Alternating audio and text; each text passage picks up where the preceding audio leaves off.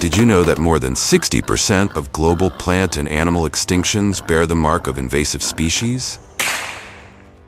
It sounds unbelievable, but over 1.4 billion tons of crops have been destroyed across our familiar fields and forests since 1970. Canadian geese cover lawns with droppings, wild turkeys wreak havoc on roads, and feral pigs tear up the soil while spreading disease. In this video, we'll explore how farmers are combining traditional methods with modern sustainable technology to control some of the planet's most dangerous invasive animals in the 2025 farming season.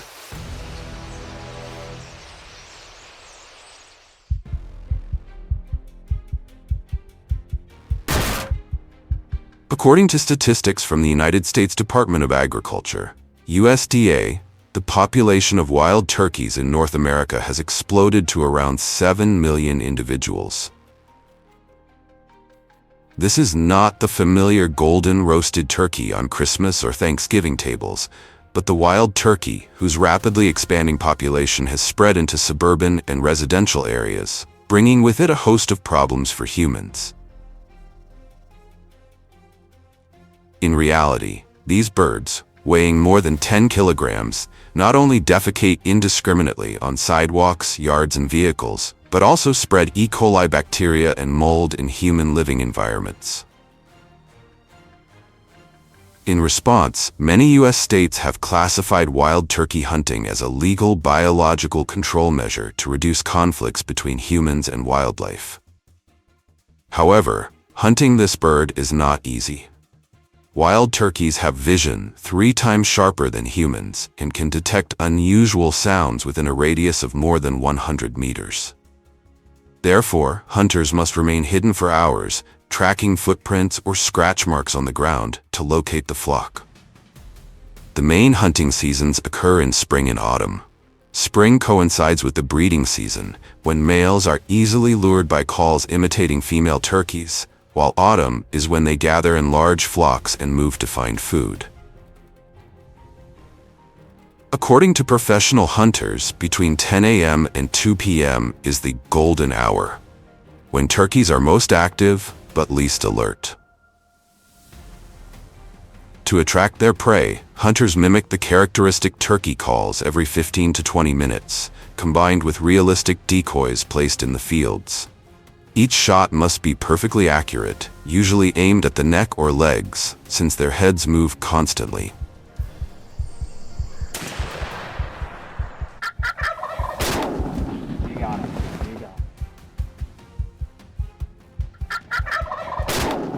After taking down the prey, hunters clean and prepare the meat, which is considered flavorful, firm, moist, and highly nutritious, quite different from farm-raised poultry. According to an IPBES report, overabundant wildlife species such as wild turkeys cause an estimated more than $120 million USD in damage each year.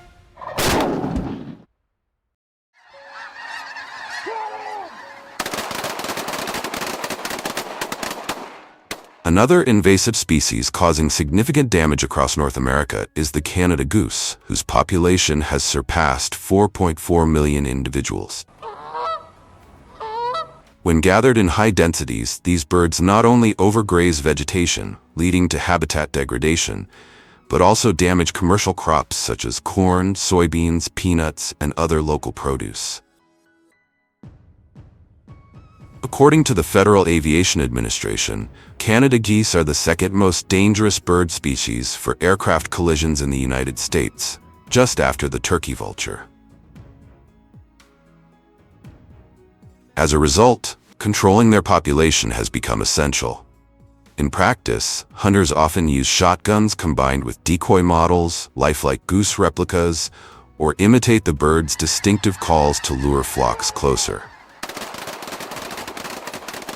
When the signal is given, dozens of hunters raise their guns to the sky.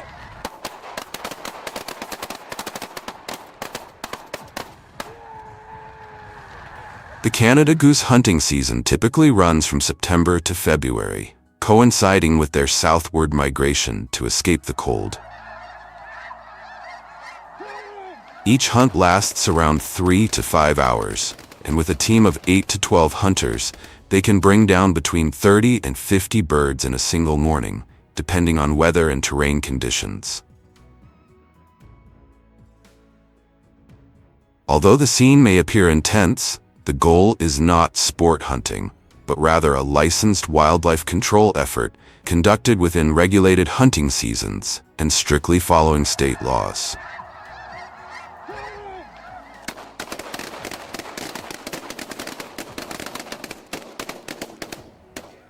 While hunting has long been considered a traditional method to reduce the density of invasive bird species, this approach carries several risks. Gunfire causes noise pollution, consumes ammunition, and startles other animals. Therefore, in recent years, many regions across North America, the United Kingdom, and the Netherlands have shifted to a more sustainable technological solution, using laser systems to protect crops.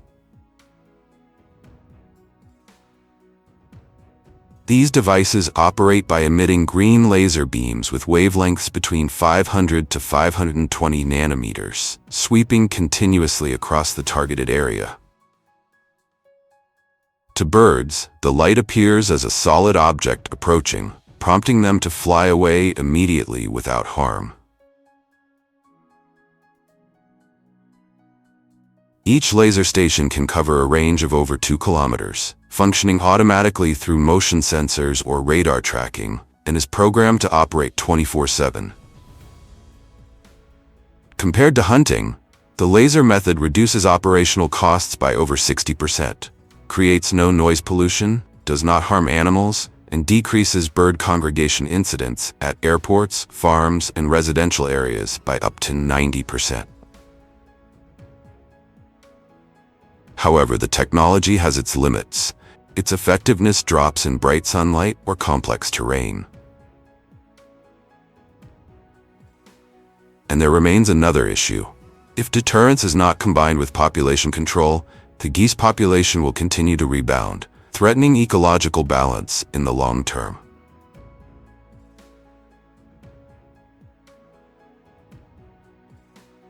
Nevertheless, the combination of modern technologies like laser systems with traditional biological management is paving the way for a more humane, sustainable, and effective approach to managing invasive bird species. Sometimes, it's gentle enough to save a bird perched near a power line.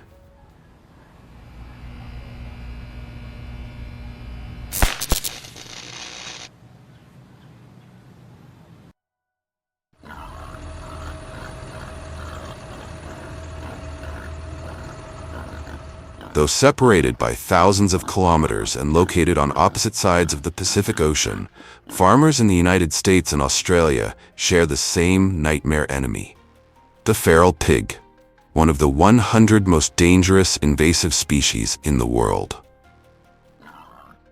Not a native species, they were brought by humans on maritime voyages hundreds of years ago. Over time, their population has exploded beyond control. In the United States, feral pigs have spread across 39 states with more than 9 million individuals. In Australia, they now occupy 45% of the continent, and without control, their population could increase by 86% in just 1 year. To curb their spread, both governments encourage farmers and hunters to take part in control efforts. According to researchers, at least 70% of the population must be eliminated annually to counter their rapid reproductive rate.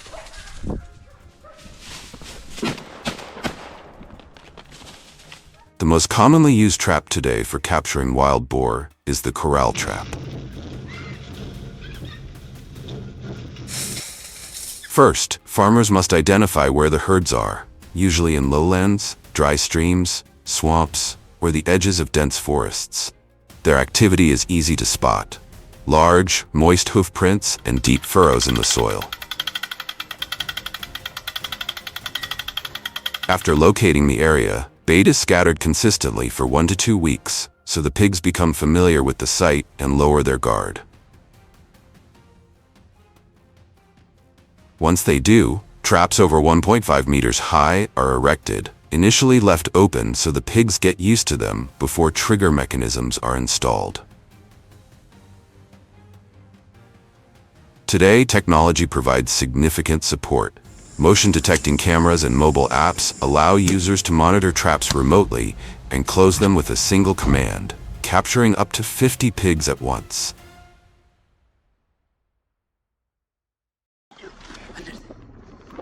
Wild boars have a sense of smell 10 times stronger than that of hunting dogs, but poor eyesight.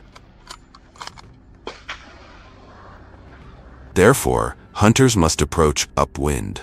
The rifle, with a range of up to 600 meters, is the most common and effective tool. With running speeds of up to 40 kilometers per hour and an aggressive temperament, a single missed shot can turn the hunter into the hunted.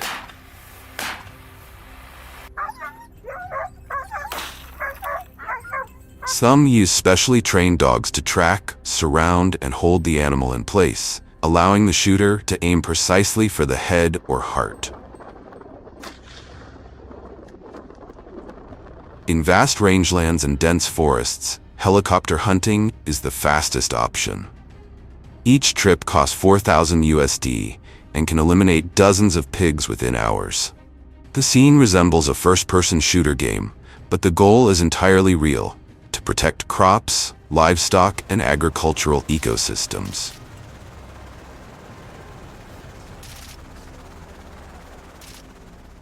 However, one question remains: is there a more effective and sustainable way to control these animals?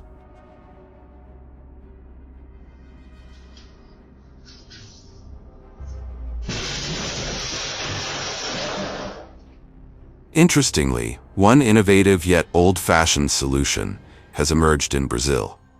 Farmers have revived a wartime tactic by digging deep defensive trenches around their fields to keep wild boars out. These trenches are typically 1 to 1.5 meters deep and over 1 meter wide. When pigs try to approach the fields, they encounter a deep ditch blocking their way. Unable to jump or climb across, they often fall in, and once they're down there, getting out is nearly impossible. The method is cheap, low maintenance, and environmentally friendly, but labor-intensive and difficult to apply on a large scale, especially in rainy regions where trenches can collapse or fill with mud.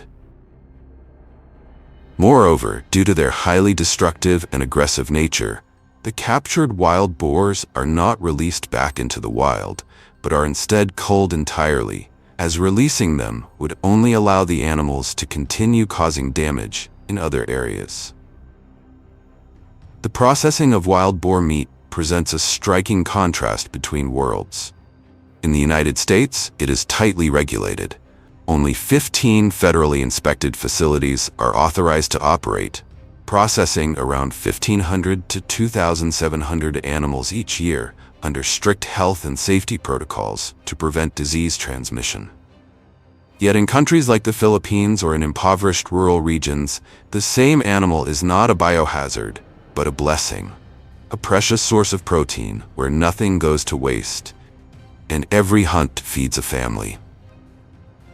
And despite countless efforts, from wild turkeys and Canada geese to feral pigs, no nation has yet found a perfect solution to the invasive species crisis. Is there a more long-term, sustainable, and humane way to control this destructive invader? Share your thoughts in the comments below.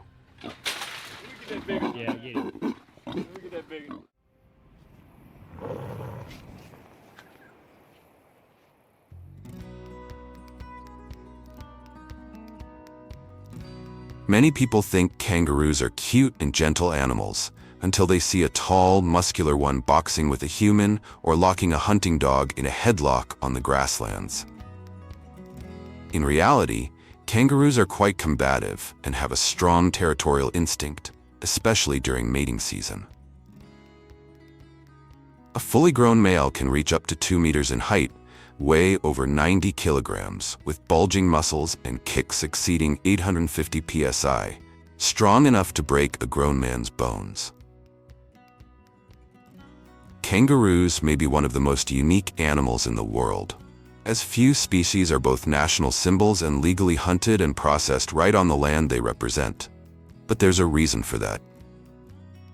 With a population of nearly 50 million, twice the number of people in Australia, they are growing out of control. Traveling in herds, feeding heavily, and being active at night, kangaroos compete with livestock for food, break fences, trample crops, and cause damage amounting to billions of dollars. That's why, to control the population and reduce losses, around 1.5 to 2 million kangaroos are hunted annually under government plans. And among them, two of the most valuable things humans extract from kangaroos are: first, the red meat, famous for its rich flavor, natural leanness, and iron and protein content 2 to 3 times higher than beef. Second, the skin, which is highly prized in the luxury fashion industry by renowned brands like Gucci, Prada, and Louis Vuitton. But before becoming a resource for the meat and leather industries, the journey of every kangaroo begins with the most primal instinct: reproduction. Unlike many mammals, kangaroos do not have a fixed breeding season and can mate and give birth year-round. However, their reproductive cycle is heavily influenced by environmental conditions, particularly water and food availability. After heavy rains, when the grasslands turn green again, mating and birthing rates often surge.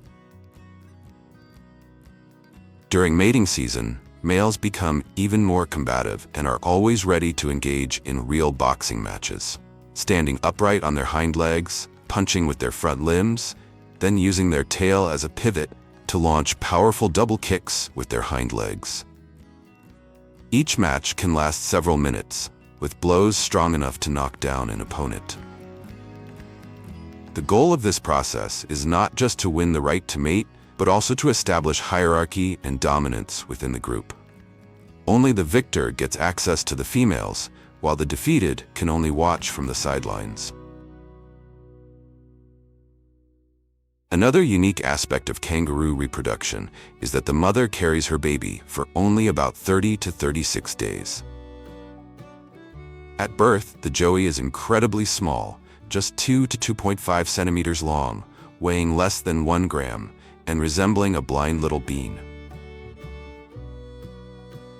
Many people mistakenly believe that kangaroos give birth inside the pouch, but in fact, the joey is born through the birth canal, like in other mammals.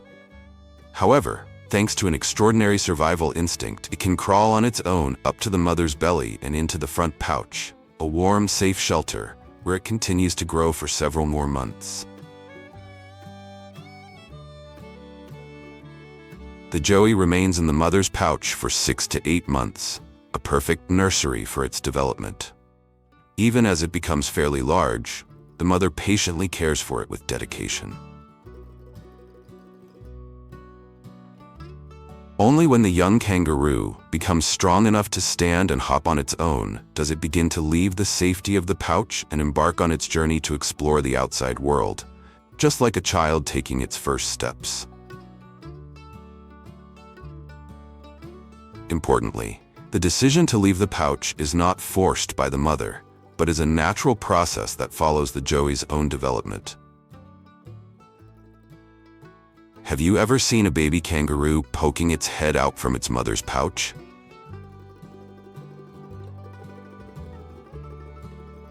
But this journey of exploration lasts 18 to 24 months, nearly a third of their natural lifespan, until the joey reaches its ideal size, ready to be used for commercial purposes, from meat harvesting to leather production.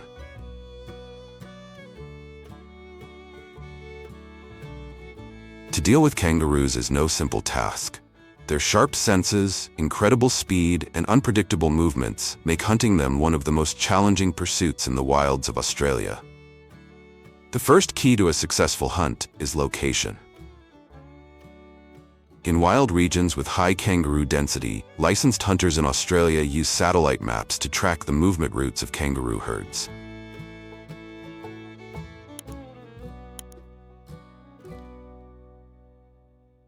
Next, the golden time for hunting kangaroos is at night, As the daytime heat fades and darkness falls, kangaroos become more active. They leave their shelters to forage, move around more, and become less cautious, making them perfect targets for sudden, unannounced hunts.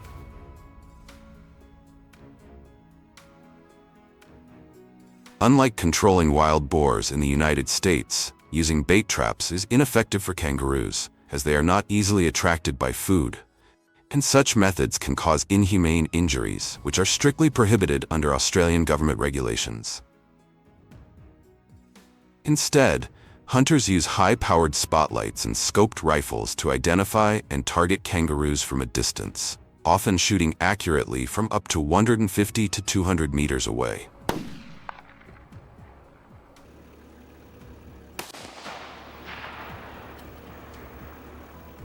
And just like that, 30 to 70 kangaroos are harvested in a single night by each professional hunter, and around 2 million kangaroos disappear from the Australian landscape every year.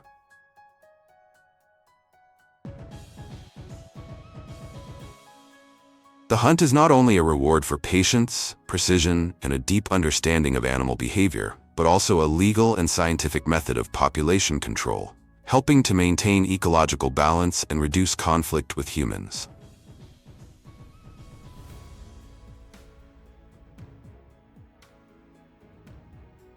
The kangaroos are then gathered using large trucks, preparing them for transport, and the next stage of the processing chain. Kangaroo meat is pre-processed on-site to ensure maximum freshness. And here's something you might easily notice. The kangaroo's tail is never left intact. Because the tail serves as a quantifiable proof, each one corresponds to a hunted individual. Hunters are required to cut and submit the tail as a mandatory part of their harvest report, under strict government regulations designed to protect the long-term sustainability of wild kangaroo populations. One detail you might have overlooked is that some mother kangaroos may be accidentally hunted while they are still pregnant or nursing their young. That's why compassionate individuals and animal welfare groups, such as WIRES, Australia's largest wildlife rescue organization, step in to rescue and raise these orphan joeys with care and dedication. Despite rescue efforts, only about 10 to 20% of orphan joeys are found and survive after their mothers are hunted. This also raises questions about the balance between ethics and the exploitation of wild resources.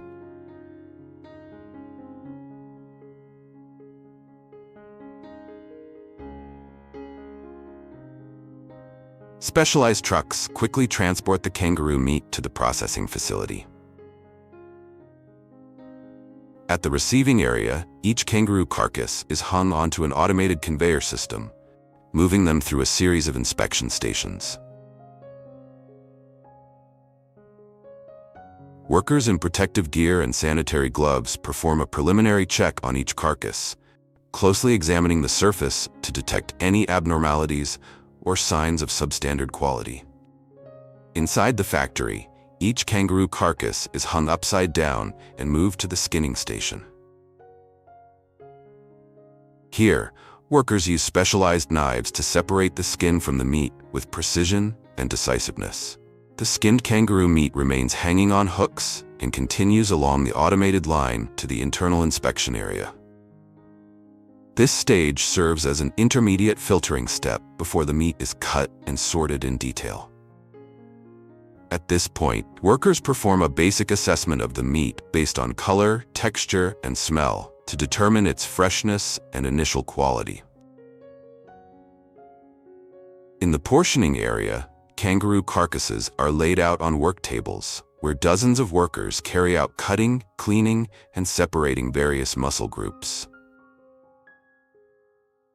Using specialized knives, they carefully divide cuts such as loin, thigh, shoulder, and ribs, while preserving the natural muscle structure.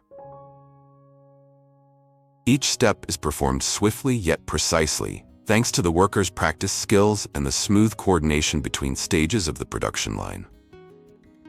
Once portioning is complete, each cut is given a final inspection and neatly arranged into trays according to type and size. Fresh kangaroo meat has a distinct deep red color, firm texture, and is virtually fat-free. After portioning, the meat cuts are placed into specialized plastic bags and pass through a vacuum sealing machine, which extends shelf life and prevents bacterial growth. Each package is clearly labeled with detailed information such as cut type, weight, packaging date, and traceability code. But that's only half of the economic value derived from kangaroos. Beyond the red meat, their hides are fully utilized, transformed into premium material for luxury fashion brands like Gucci, Prada, and Hermes. In the initial stage, the hides are placed into large rotating drums where they are soaked, washed, and chemically treated to remove any remaining impurities, hair, and fat. After hours of continuous tumbling, the hides become noticeably softer. At this point, they resemble giant sheets of sandpaper, but with remarkable flexibility and durability. After chemical soaking and treatment, kangaroo hides are either air-dried or gently heated to remove excess moisture before moving on to the flattening stage. Each hide is fed into a specialized hydraulic press, where pressure and temperature are precisely controlled to smooth and even out the leather surface. Workers then manually inspect each hide, checking for wrinkles, creases, or minor defects before it proceeds to the next step.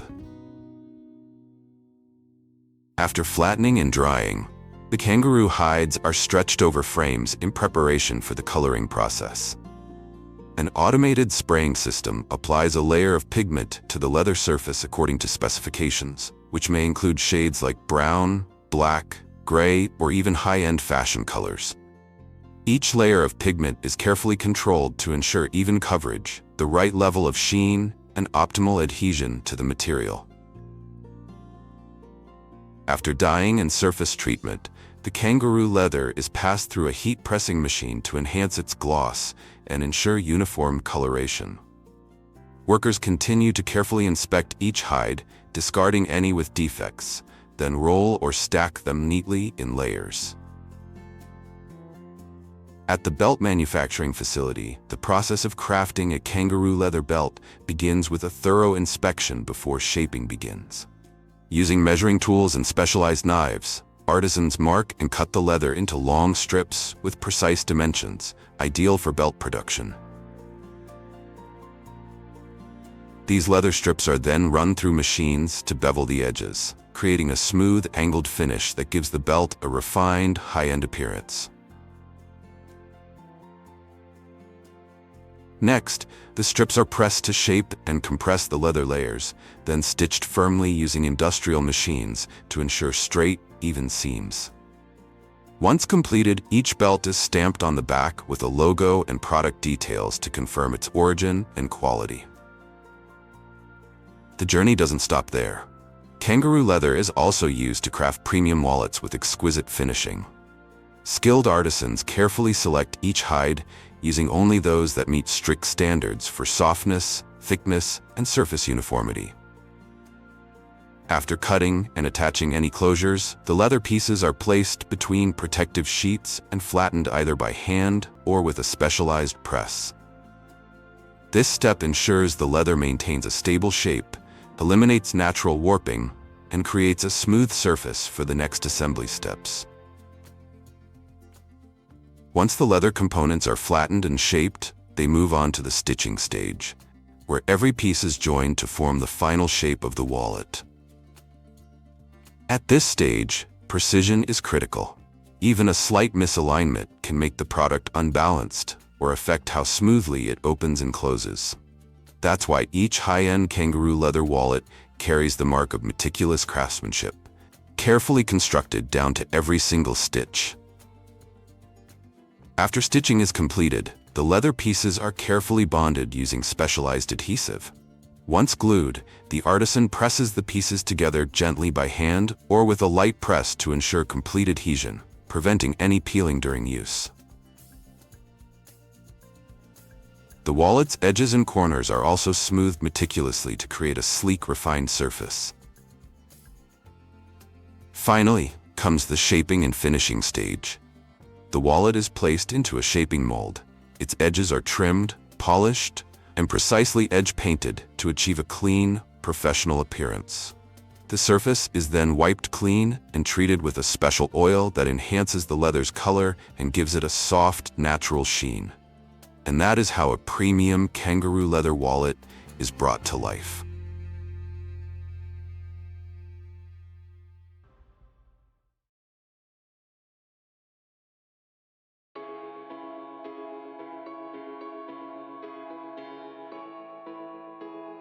According to statistics from the International Shark Attack File, on average, only about 5 to 10 people worldwide die from shark attacks each year, a figure even lower than the number of fatalities caused by cows.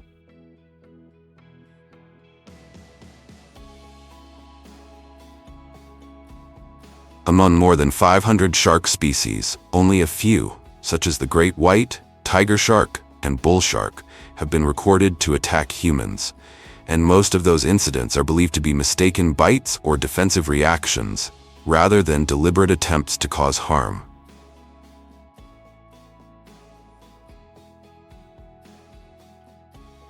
In contrast, sharks themselves become prey to many other creatures in nature such as killer whales, saltwater crocodiles, and above all, humans, with more than 100 million individuals hunted annually.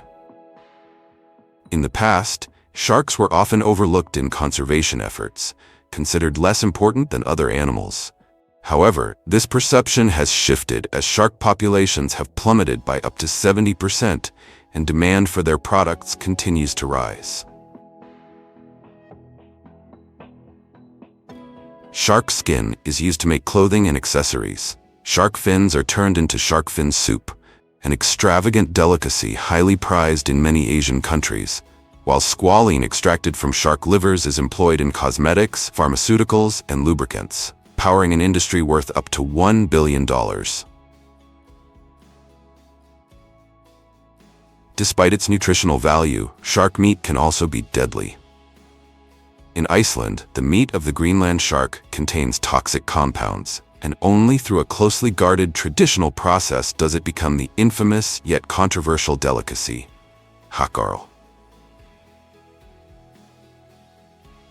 From immense economic value to the looming threat of extinction, it all begins with a single starting point: the art of shark hunting.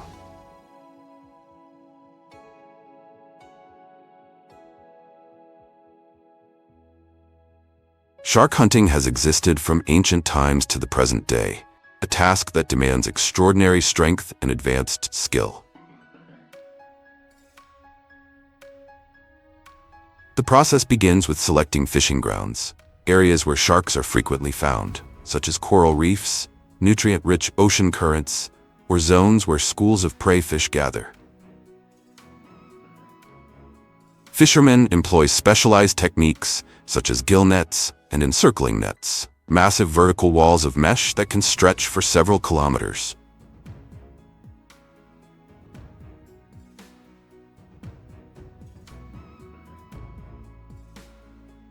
The mechanism of this method is simple. When a shark swims into the net, its gills, fins, or teeth become entangled in the mesh, preventing it from escaping.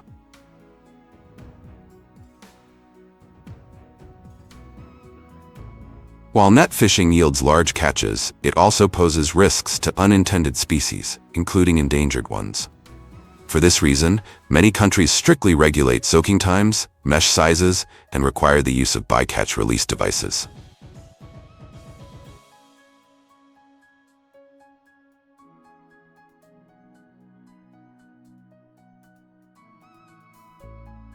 That is why, alongside nets, many fishermen also choose the longline method, allowing them to better control the catch. With ultra-durable carbon fiber rods, lines capable of withstanding hundreds of kilograms, and specially designed hooks, they brace themselves for a grueling battle of strength against the ocean's apex predator. Once a shark is hooked, reeling it in becomes an exhausting test of endurance, often requiring at least 2 people working together.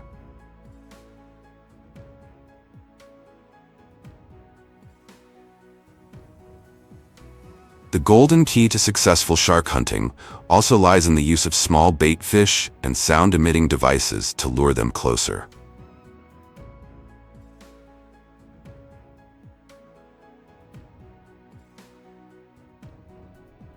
On larger fishing vessels, sharks are sometimes processed directly on board, where they are stunned and then cooled by pumping ice-cold water or circulating seawater into their stomach or gills.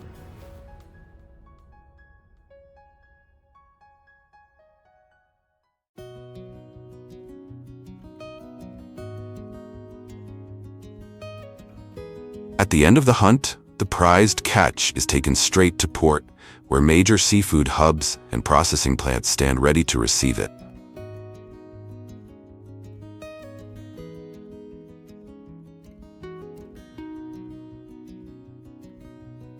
In Indonesia, one of the world's largest shark fishing nations, bustling fish markets serve as the main trading grounds, where freshly landed sharks are auctioned before moving on to processing and export.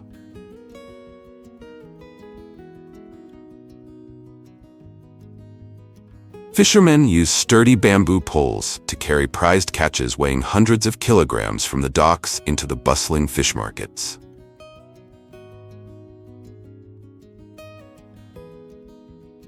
This grueling work demands not only endurance and precise coordination between shoulders under strain, but also resilience, years of experience, and swift handling, since shark meat is highly perishable.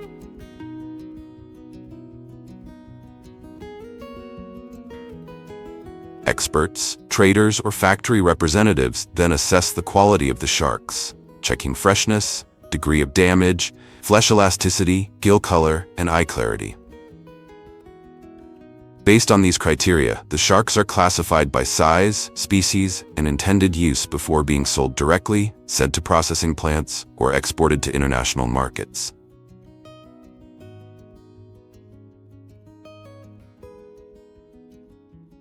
At processing facilities, once the sharks are received and preliminarily handled, the most crucial stage begins: fin removal, the part that determines up to 80% of a shark's total value.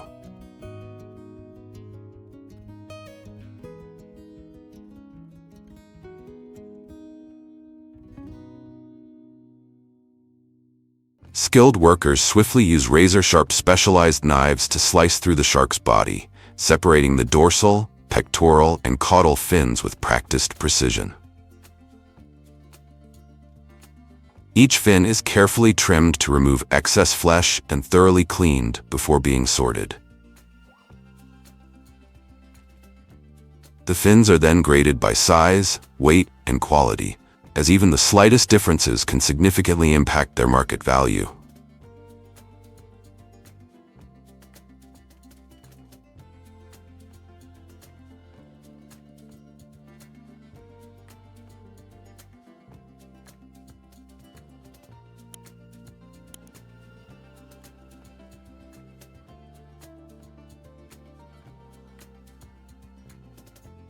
After the fins are removed, the shark's body is opened to extract the fillets. Remarkably, sometimes female sharks are found to be pregnant. In such cases, the embryos inside are taken out and separated, often sold as a special product or used for scientific research.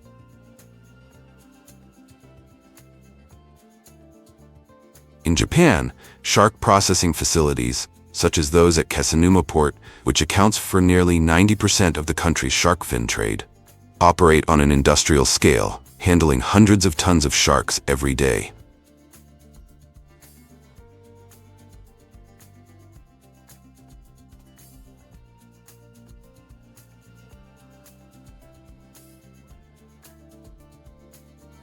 Here, record-length sharks command staggering prices at auction, with some specimens fetching several times the value of ordinary catches and soaring into tens of thousands of dollars. Once classified, millions of shark fins are sun-dried or frozen to preserve their value before being exported. Ultimately, these prized fins become the key ingredient for one of the world's most luxurious and controversial dishes: shark fin soup. Today, the largest consumer markets are in China and Hong Kong, where shark fin soup is regarded as a symbol of status and wealth, frequently served at weddings and lavish banquets. Beyond the fins, shark meat is also an important part of the harvest, regarded as a nutrient-rich food source with protein levels even higher than lean beef.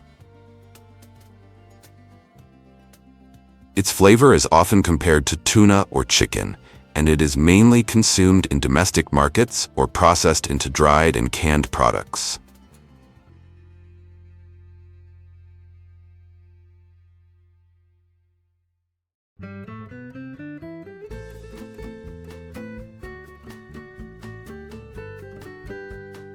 But the story does not end there.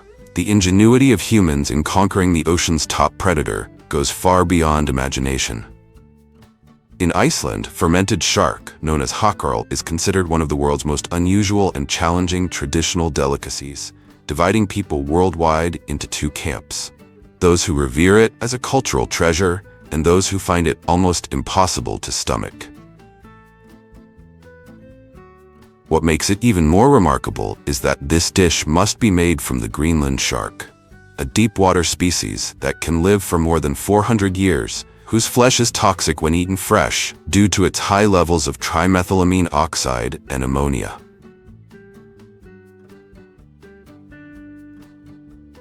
For this reason, Icelanders are compelled to process it through fermentation, a technique preserved for centuries. Instead of burying the meat underground or in sand as in the old days, many modern facilities in Iceland now ferment it in wooden containers, a more contemporary method that still retains the dish's wild essence. The hefty slabs are stacked in large wooden boxes, designed with ventilation gaps to allow fluids to drain. Under the weight of the meat itself and the pressure of the wooden lid above, tissue fluids and toxic compounds such as ammonia begin to seep out. Over the course of several weeks to months, natural enzymes quietly break down proteins, gradually removing toxins while producing the dish's notorious pungent aroma that overwhelms many on their first encounter.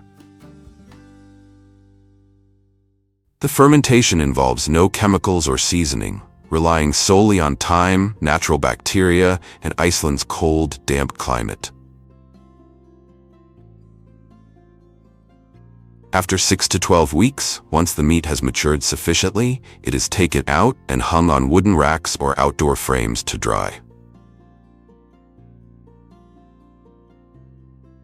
At this stage, the outer surface darkens into a tough crust, while the inside becomes chewy, whitish, and saturated with a bleach-like ammonia odor.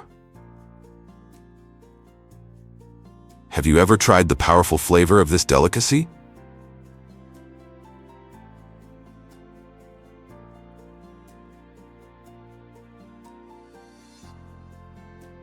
The result is dense, whitish meat that releases a pungent ammonia-like odor, yet is regarded as a culinary treasure of Icelandic tradition, appearing only on special occasions at a price of around $20 to $30 per kilogram.